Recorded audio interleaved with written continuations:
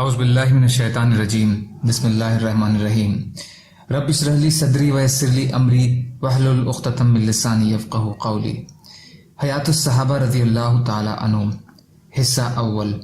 دعوت کا باب، مدد پر بیعت ہونا۔ حضرت جابر رضی اللہ تعالیٰ عنہ فرماتے ہیں کہ حضور صلی اللہ علیہ وسلم نے مکہ میں 10 سال اس طرح گزارے کہ آپ صلی اللہ علیہ وسلم لوگوں کے پاس حج کے موقع پر ان کے ٹھہرنے کی جگہ عکاظ اور مزنہ کے بازاروں میں جایا کرتے تھے اور ان سے فرماتے، کون مجھے ٹھکانہ دے گا اور کون میری مدد کرے گا تاکہ میں اپنے رب کا پیغام پہنچا سکوں اور اسے اس کے بدلے میں جنت ملے گی۔ تو آپ کو کوئی آدمی ایسا نہ ملتا جو آپ کو ٹھکانہ دے اور آپ کی مدد کرے، بلکہ آپ کی مخالفت اس حد تک پھیل گئی تھی کہ کوئی آدمی یمن یا مضر سے مکہ کے لیے روانہ ہونے لگتا تو اس کی قوم کے لوگ اور اس کے رشتہ دار اس کے پاس آ کر کہتے کہ قریش کے نوجوان سے بچ کر رہنا، کہیں وہ تمہیں فتنے میں نہ ڈال دے۔ اور آپ لوگوں کی قیام گاہوں کے بیچ سے گزرتے تو لوگ آپ کی طرف انگلیوں سے اشارہ کرتے، یہاں تک کہ اللہ تعالیٰ نے یثرب سے ہمیں آپ کے پاس بھیج دیا۔ ہم آپ کو ٹھکانہ دینے کے لیے تیار ہو گئے اور ہم نے آپ کی تصدیق کی۔ پھر ہمارے آدمی ایک ایک کر کے حضور اقدس صلی اللہ علیہ وسلم کے پاس جاتے رہے اور آپ پر ایمان لاتے رہے اور آپ ان کو قرآن سکھاتے رہے۔ وہاں سے وہ آدمی مسلمان ہو کر اپنے گھر واپس آتا تو اس کے اسلام کی وجہ سے اس کے گھر والے مسلمان ہو جاتے، یہاں تک کہ انصار کے ہر محلے میں مسلمانوں کی ایک جماعت ایسی تیار ہو گئی جو اپنے اسلام کا اظہار کرتے تھے۔ پھر ان سب نے مل کر مشورہ کیا اور ہم نے کہا کہ کب تک ہم حضور صلی اللہ علیہ وسلم کو ایسے ہی چھوڑے رکھیں گے کہ آپ یہاں یوں ہی لوگوں میں پھرتے رہیں اور مکہ کے پہاڑوں میں آپ کو دھتکارا جاتا رہے اور آپ کو ڈرایا جاتا رہے۔ تو ہمارے 70 آدمی گئے اور موسم حج میں حضور صلی اللہ علیہ وسلم کی خدمت میں حاضر ہوئے اور ہم نے آپ سے شعب عقبہ میں ملن طے کیا۔ تو ہم وہاں ایک ایک دو آدمی ہو کر سب اکٹھے ہو گئے اور ہم نے کہا، یا رسول اللہ، ہم آپ سے کس چیز پر بیعت کریں؟ آپ نے فرمایا، تم لوگ مجھ سے اس بات پر بیعت کرو کہ تمہارا دل چاہے یا نہ چاہے، ہر حال میں تم سنو گے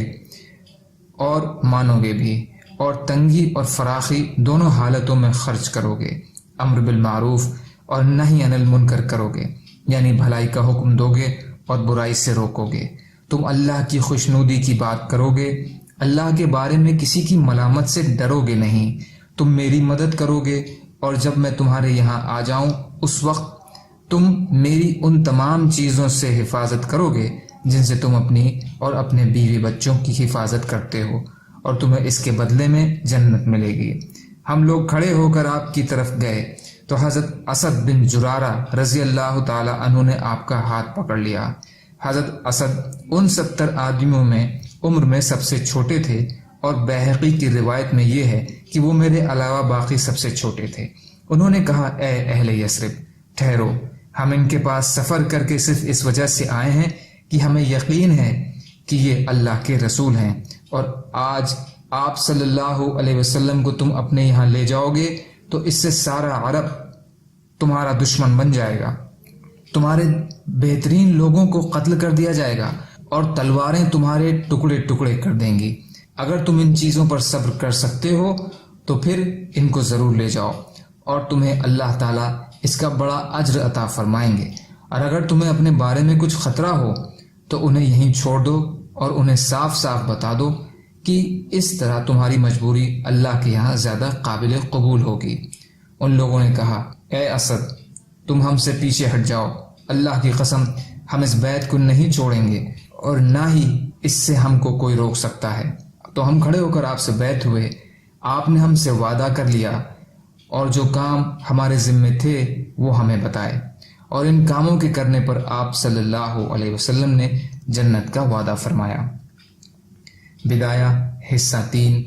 پیج نمبر 159، فتح الباری حصہ 7، پیج نمبر 158، حیثمی حصہ 6، پیج نمبر 46۔ سبحان اللہ وبحمدہ سبحانک اللہم وبحمدک اشہد ان لا الہ الا انت استغفرک واتوب الیک سبحان ربک رب العزت عما یصفون وسلام علی المرسلین والحمد للہ رب العالمین